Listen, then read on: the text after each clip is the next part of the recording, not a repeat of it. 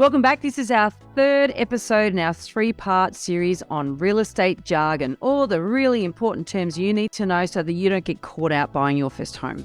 Welcome to Your First Home Buyer Guide, the podcast for first home buyers who want to get it right. I'm Meighan and that was Veronica. We're both buyer's agents and probably old enough to be your mums. But that's a good thing because between us, we've got over 40 years experience and we are going to share with you bucket loads of stories about avoidable mistakes. Together, we're going to make sure that you get unbiased and real information that you can rely on so you can get where you want to be without missing a step. Now, we've got loads of great tips for you in this episode, and if you'd like more useful tools, head over to the website homebuyeracademy.com.au. There you'll find free checklists that you can download, a free mini course on how to price a property, and our Where to Buy workshop for only $39. Priceless stuff, really. Bargain. But before we get into the interesting stuff in this week's episode, here's the boring bit, the disclaimer.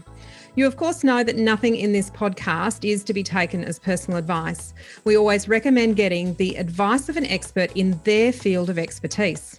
Now, we've done our very best to ensure that the content is correct at the time of recording, but things change. So check with the relevant government authority or your advisors to get the most up-to-date information.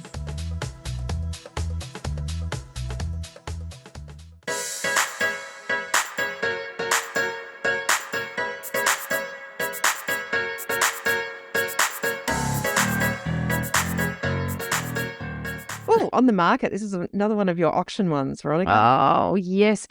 Well, actually, you think the auctioneer is going to announce when the property is on the market, like it's all these little bids and they're underneath what the reserve price is, and it gets to that, and then the auctioneer says, oh, yes, it's now on the market. So, every bid now might buy it.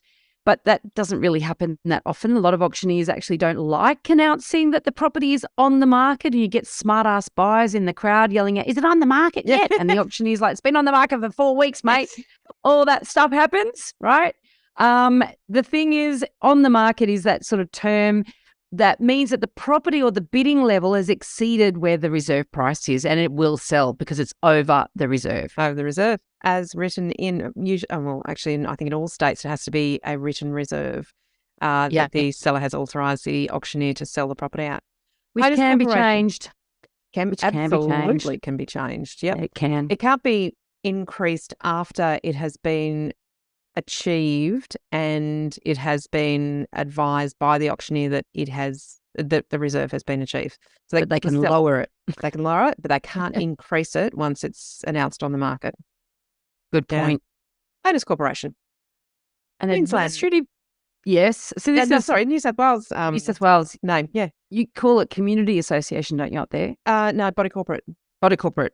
Yes. So an administrative body made up of all the owners within a group of units or apartments of a strata building, right? So the owners elect a committee that handles the admin and the upkeep of the complex. Yep. But everybody is a member of the Owners Corporation once you buy into it. So also known as a body corporate, depending on which state or territory you are in, slightly different terminology applies. Yep. Off the plan. This is where you purchase a property before it's completed, having only seen the plans. Now, we go into many episodes we talked about off-plan and why they're not necessarily a good idea, but you need to understand what it is. It's you're buying something that you haven't actually seen yet. We're not fans. And the real extreme, you can buy off the plan and the plan hasn't even been approved. So that's, there's got very long contracts, at least in Queensland, actually, your contracts for off the plan are pretty onerous in terms of the developer. Whereas they're not that onerous in other jurisdictions. Remember that word, that extra J word. That J word. Yeah, we could do it. We could probably do more episodes on off the plan, couldn't we? Let's move on though. Offer. This is the fun bit. Well, to some people, that making an offer is the fun bit. It is what is conveyed. It conveys intent by one party to form a contract, which may or may not have conditions and stipulations with another party. So I'm making an offer to buy your house. All right, offset account. This is a money one. This is a transaction account, often the institution that you may have your mortgage contract with. So the transaction account is linked to the mortgage account You can make deposits and withdrawals like any other account, but the big difference is you can reduce the amount of interest charged on your mortgage by having a balance in your offset account. Definitely worth chatting to your broker around that. Absolutely. It gives a lot of flexibility, but there's issues with fixing rates and that sort of stuff. So get advice around that one. Open listing. A we type talked about of exclusive agreement earlier, remember? This is another one. We did. Yes. So this is a type of listing agreement. So an agency agreement where more than one real estate agent may be employed to sell the property. So the owner will pay a commission only to the agent who finds a buyer. So, look, in some areas, this is more common than others. Most agents don't like it. They like exclusive listings that they can focus on marketing that property. And also, I guess as a buyer, if you see that a property is openly listed with a number of different agents, you might think, great, I could play them off against each other. So the listing is careful with that strategy. You do.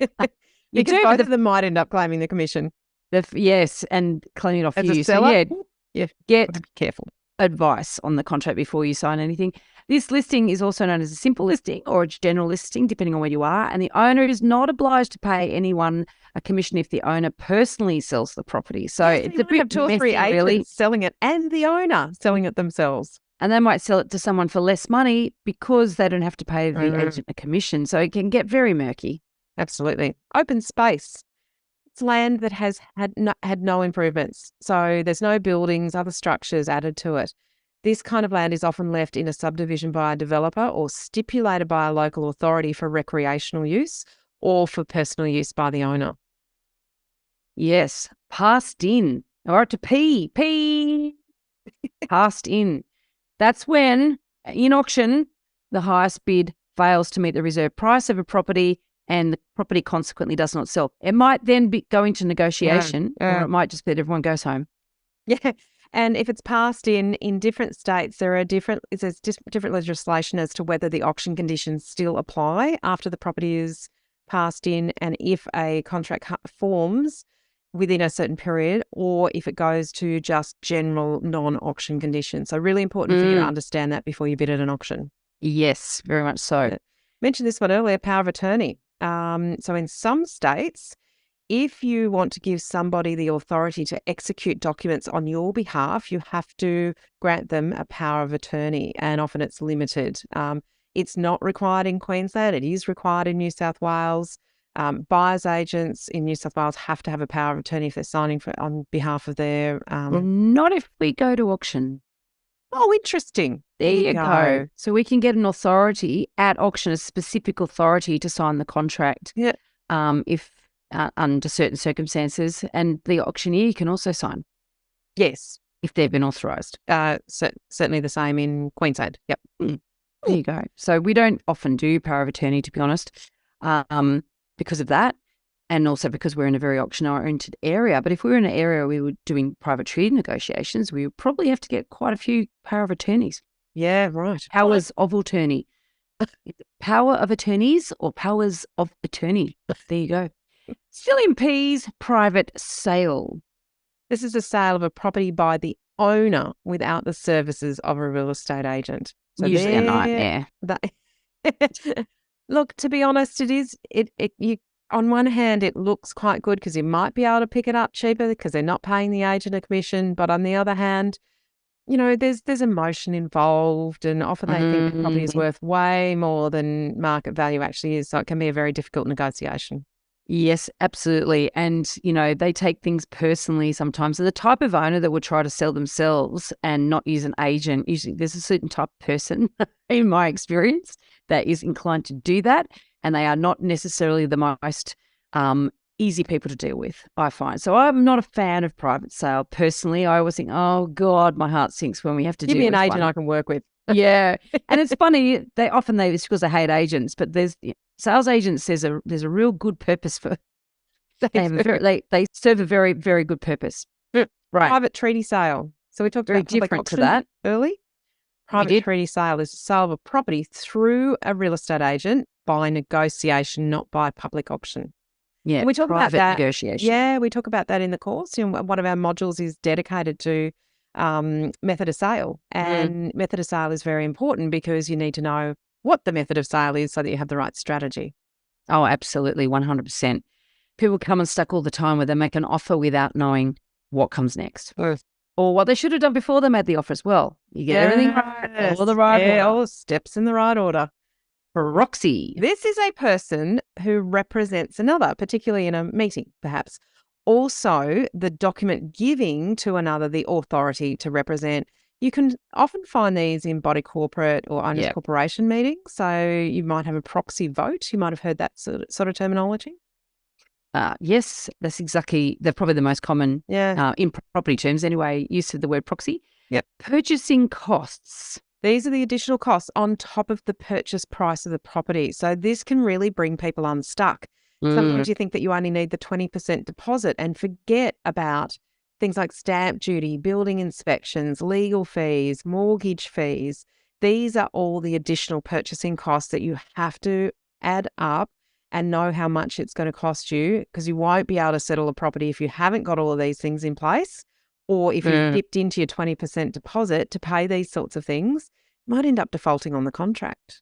Or you have to pay LMI, lender's mortgage insurance, because you're below the threshold there. So it's a very important thing to be across. Yep. Qualified acceptance. So this is the acceptance of an offer subject to a condition or conditions that must be met. So it's like, yes, I'm going to accept it, but there's all these other things that need to happen before it will go through. So it's essentially a counter offer since new conditions are included. Trying to think of an example off the top of my head that we can sort of go, right, well, I can't think one. Can you? No, because, we don't have a qualified acceptance in Queensland. It is either accepted and a fully formed contract, a legally binding contract, or it's just a verbal offer. If the other party hasn't, not even, it can be a contractual offer, but if it hasn't been signed, then there's no acceptance at all. So it's very rare. Yeah. Qualified buyer. This is a buyer who has satisfied a lender that he or she is financially able to qualify for a loan. Qualifying the buyer is one of the primary steps taken by the lender as part of the loan process. And we also use a term called pre-approval, is similar to qualified buyer. Real estate agent. Now, we should all know what one of these is. It's a person licensed to negotiate and transact the sale, lease or purchase of real estate on behalf of the property owner or buyer. Yes. So, kind of. But I would say the real estate agent is definitely on the owner's side as opposed to the buyer's agent, which is on the buyer's side. Except that I'm a real estate agent, aren't you? Yeah, well, I'm qualified, but I don't act as one. It's murky, isn't it? You know, a qualification in that sense. It is a qualification. And in fact, I've just been doing some research on the qualification required to become a buyer's agent. And scarily enough, there's very little you learn about being a buyer's agent in a real estate course. So there you go. Real property. This is a term that is it's a very real term, actually. Yes, it is a legal term. Well, because like company title, we didn't do company title under C. We missed one. We'll pop it in the show notes. We'll pop it in the terminology. In the document. So we're jumping back to C now. Company title is a type of title of a property, like an apartment, where you're buying shares in a company rather than what's called real property. And that's where real property comes in. You are actually buying a piece of that land that property sits on and the rights to, occupy and inhabit and own the bit of property or the element within that complex that is yours. That is a really clumsy explanation. Basically, you're saying it's land with or without improvements. Yep. Real property. Real property. Yes. Much, much easier to describe than company title. REIA. You might see these acronyms around the place and wonder what in the world, but they're the Real Estate Institute. So the REIA is the Real Estate Institute of Australia. You'll also hear of REIQ, REI New South Wales, REI Vic, Tas, Northern Territory. There are REIs, Real Estate Institutes, in every state. And their job is to represent the real estate agent. So Real Estate Institute of Australia is the national representative body of real estate agents. REIQ represents the agents in Queensland, New South Wales and so forth. Very true. Right, rent vesting. This is something that you probably heard It's a fairly new term though, isn't it? Yeah, it describes when somebody chooses to rent where they want to live and buy a more affordable investment property that's either smaller than they need or in a less expensive location. So it's really it really hasn't been around more than about 10 years, I would guess. Even though people have been doing it for a long time, it was given a really funky name in recent years. He just didn't have a name. The reserve price. So we've touched on this in some other terms. Yeah, this is the minimum price that a seller will accept at auction. When the reserve is set, the owner is only obliged to sell if the bid exceeds it. It is usually done in writing prior to the auction, but it can be adjusted. So if the owner is getting feedback through the auction process that the reserve is set too high, it can be adjusted down.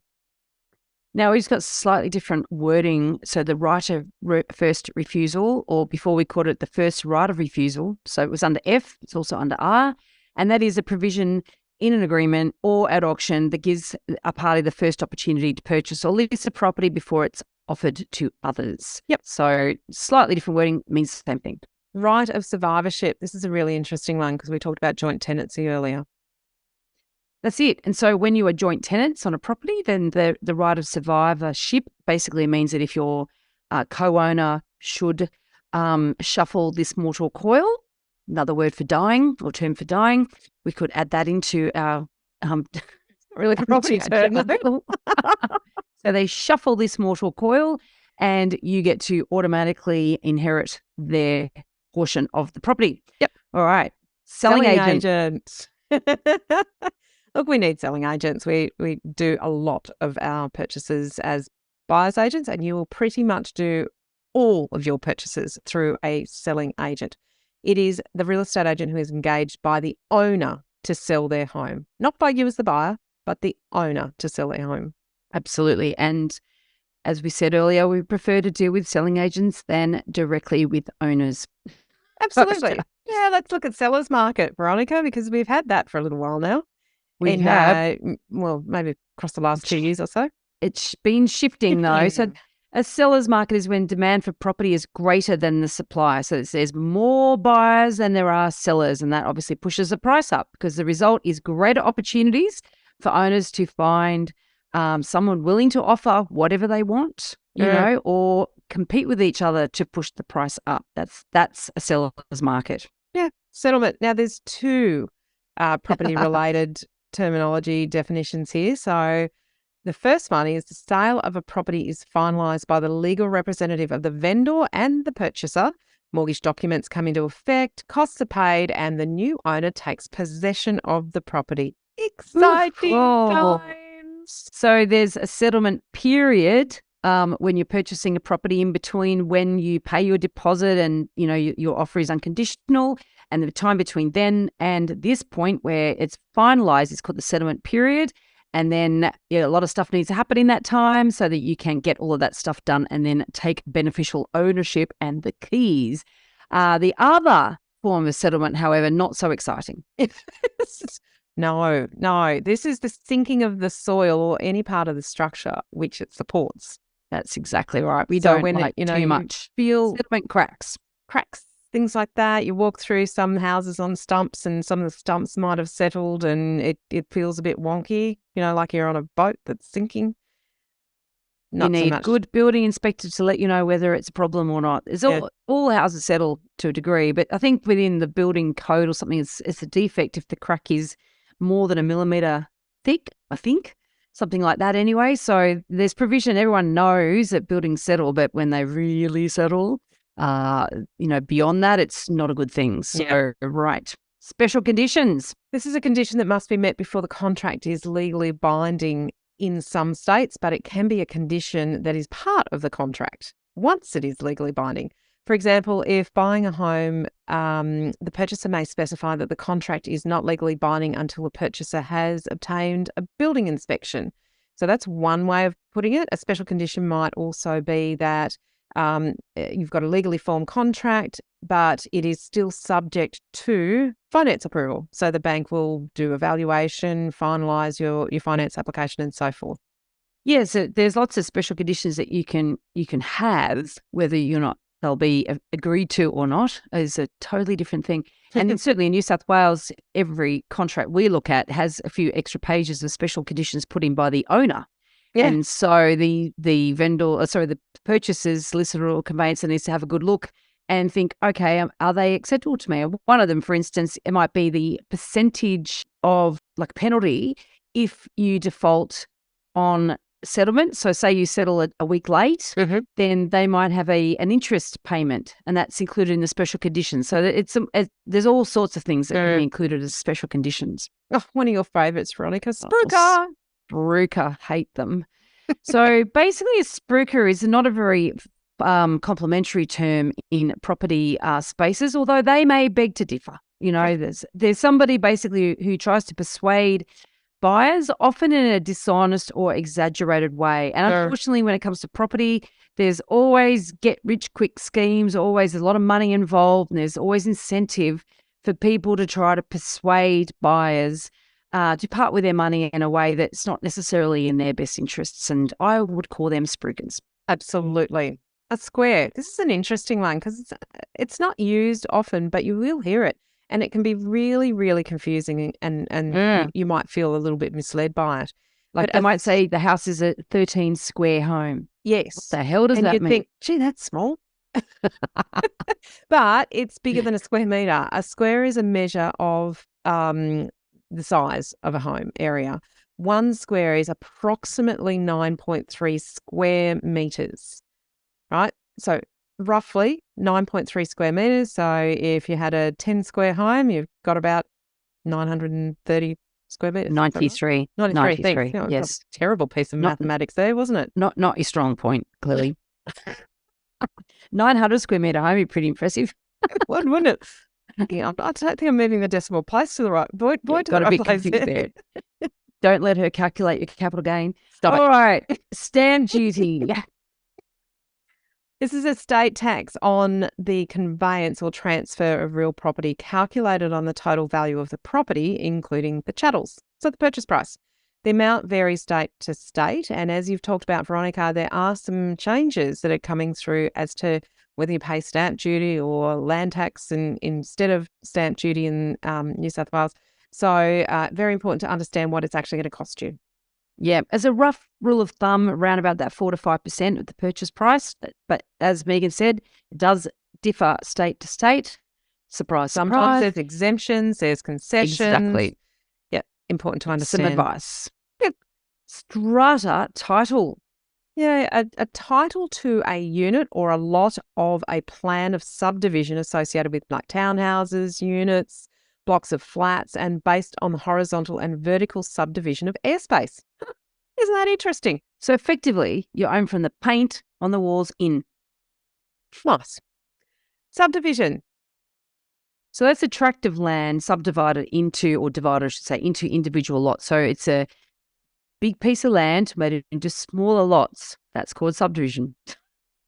Survey. We talked about surveys. Yeah, I think this is people don't do this often enough. They don't do a survey. No, and we talked about boundaries earlier and encroachments, but even subdivisions as a survey. So what a survey is a plan that actually shows the precise legal boundaries for the property. So, where the houses or the improvements or the sheds or the pools and the fences and all the rest of it, rights of way, all those physical features where they're actually located. So if there are encroachments, also the actual boundaries to make sure you can work out exactly what the land size is, because that could be important if you wanted to develop that land. So a survey is a very important document. It's not an essential document or a prescribed document anywhere in the country. Yep. So sometimes if the owner happens to have one, they'll include it and make that available. Other times when I know one will exist, I always ask for one. But sometimes the buyer themselves need to make, back to conditions of sale, might make an offer subject to a satisfactory survey confirming that everything is within, the lot boundaries, et cetera, et cetera. So it's a very important document, but unfortunately a lot of, they're not available often and they take a while to get. They cost, a few $100 bucks. There's 600. I don't know. The last time I got one was 600, but I think that's probably 10 years ago. Well, if a survey plan is available, but if you have to actually have the survey done, it could cost $5,000 or $6,000. to get the surveyor out if the property has not been surveyed. Well, so yes. There you go. So unfortunately, it would be great if one existed for every property, but they don't. Yeah. Tenancy. We have to tenancy, the right to occupy a property under agreed terms and conditions. Yeah, is being the tenant. Tenants in common. Now, this does not relate to tenancy. This is actually a type of joint tenancy in a property where two or more purchasers own the property in unequal shares. So joint ownership. So this is different. We talked about the right of survivorship, you know, that if you as a couple buy a property and your partner dies, then if you have bought as some in joint tenants. Thank you. Joint tenants. If you bought it as joint tenants, then you will automatically inherit the other half, right? In tenants in common, that's when you might still buy with a partner, but it's like your partner might have not been working as hard as you, might only own or contribute 15% of the property, for instance, and the rest is yours, 85. Then when one of you dies, it does not automatically go to the other partner. It actually goes into your estate and has to be dealt with through your will. Yep. So a bit complicated, but very important to know these things before you enter into joint agreements or joint purchases with anyone, really. It might, another example where this might be used and where I've used it is where you're buying a property with someone who's unrelated.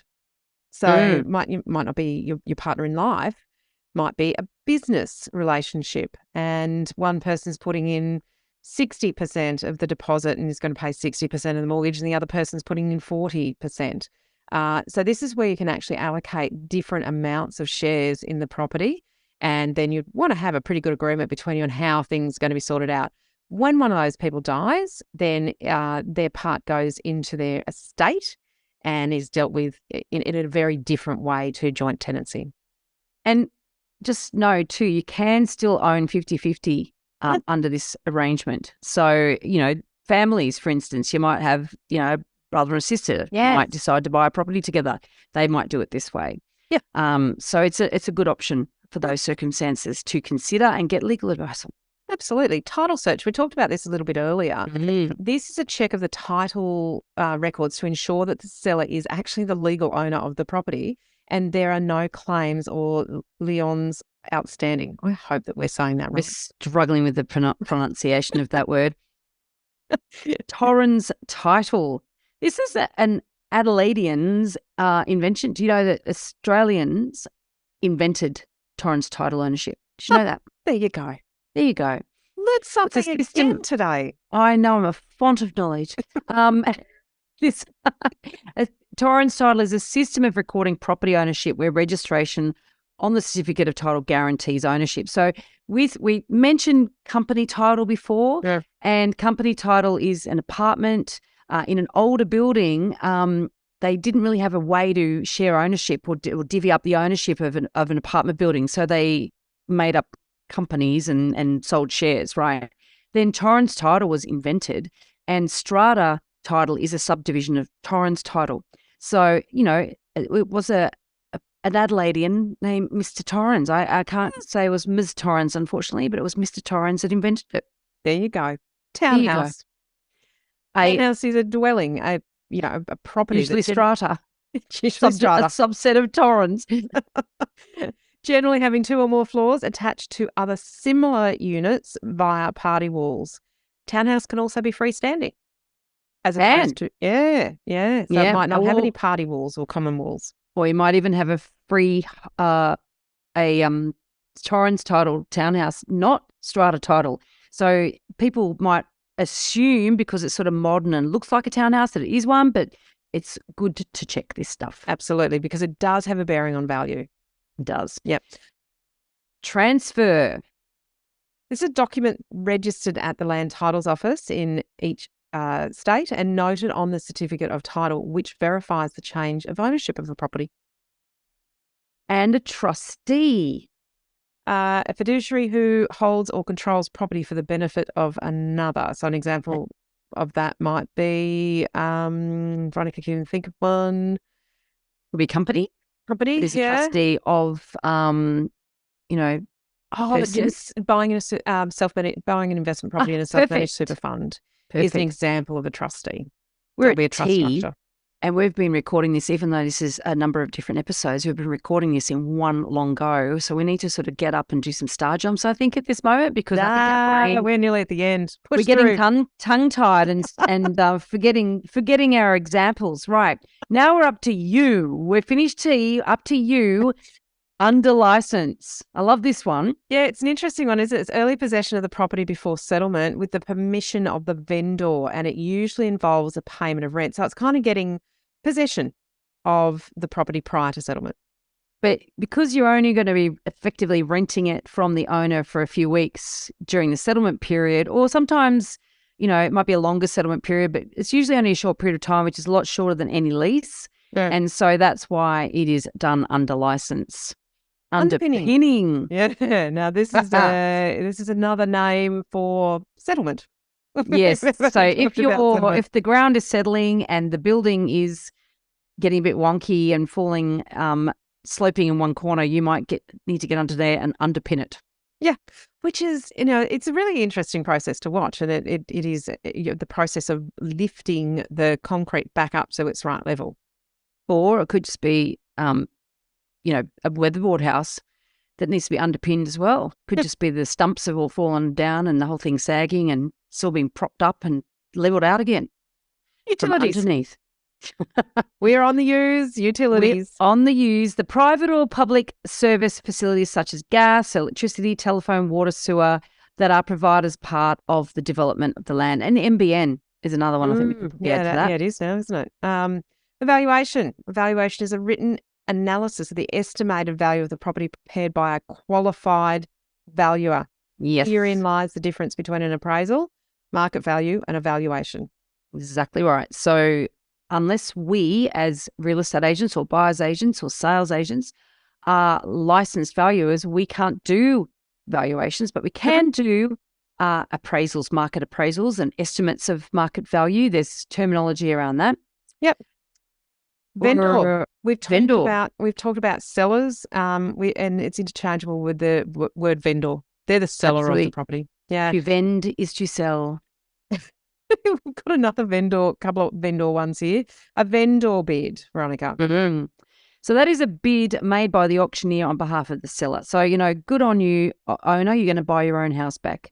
So they don't really want to buy their own house back. What they're trying to do is, gee up the auction process. It's not a real bid, but a public statement that the seller's not really happy with him out of the last bid and is used to sort of keep the bidding moving forward. And depending on where you are, you will have restrictions on how many vendors' bids can be used. For example, in New South Wales, you've only got one. Use it wisely. In Victoria, you could be bidding against the vendor the whole way through the auction because there's no limit. And same with Queensland. Unlimited vendor bids. If you are, but there's a tip for you. They have to be announced by the auctioneer as a vendor bid. They can't be taking it from a tree, pretending that that's a person. Vendor statement. This is Victoria? Is a Victorian thing, isn't it? A vendor statement is also known as a Section 32, and it's a document that tells potential buyers certain things about the property title that they should know before signing a contract to purchase. A vendor statement discloses information that is not really easily found just by inspecting the property. There are a lot of documents. We've mentioned it earlier. In some states, the vendor has to disclose certain things. In other states like Queensland, the vendor discloses bugger all. And Victoria and New South Wales, there's a certain amount of disclosures. But even then, that is not enough. And it's one of the things that we do teach in your First Home Buyer Guide, the course, is knowing what you need to know because you can't rely on what the vendor gives you because it's not enough. It doesn't cover off everything that you need to know when you're buying a property, but at least you get a little bit more in Victoria than you do in Queensland via the vendor statement or the Section 32. Yes, but you still need to find out more. That's the point, right? Absolutely. Yep. Villa. A villa is a single story. A single story attached dwelling. Well, it's not always attached though. It's strata. So it's a single story strata or community title dwelling, depending on where you are.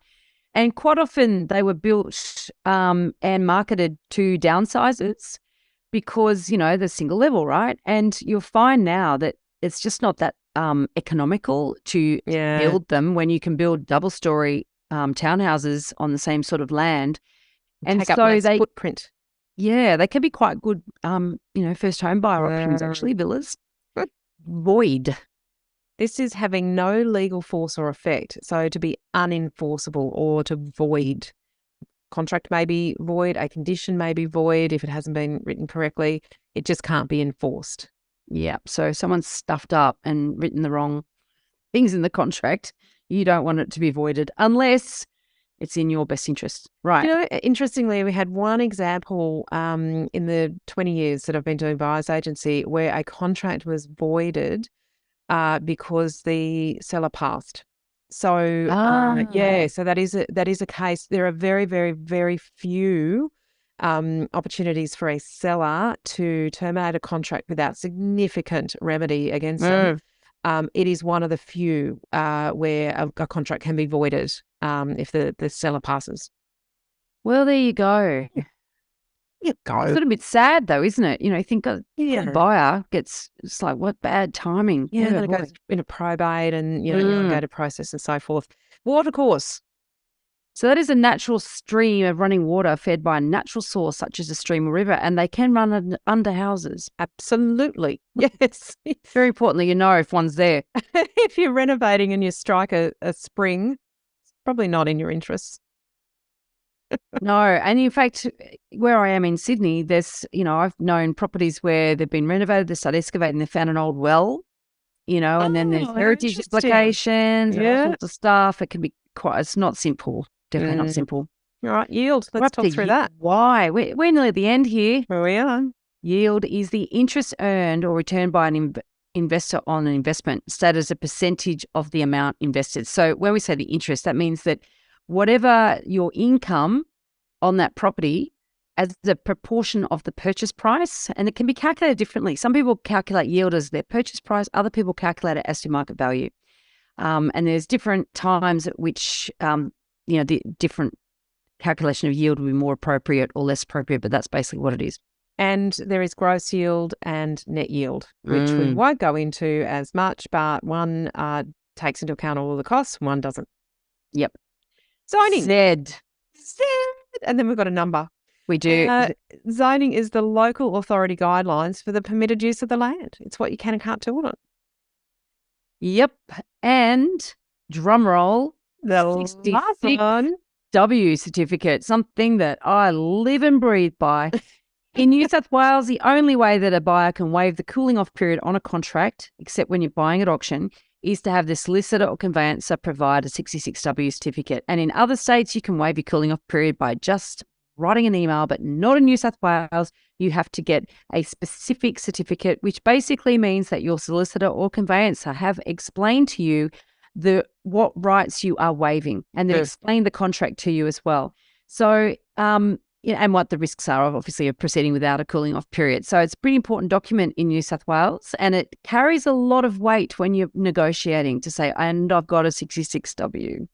Very good. We have reached the end, Veronica. There you go. Here we have 3 episodes of real estate terminology, jargon, things that you might have heard that you really didn't know what they mean. You can now go out there in your real estate home buying journey with a lot more knowledge and information. Download and save the document in the show notes, because this could really save you from misinterpreting what is being said at any point in time. In this episode, we've covered a very small part of our 10-step online course for first-time buyers. If you would like to learn more about the process and how to buy without making a mistake, then head over to our website, www.homebuyeracademy.com.au. Don't forget to subscribe to the podcast so you won't miss an episode. And if you like what you've heard today, please give us an iTunes review. 5 stars would be wonderful. It will help others find us as well. Thank you for joining us. We hope you found this really useful. And if you have, please share the love with others who you know are in the same boat. We'll be back next week with some more priceless stuff.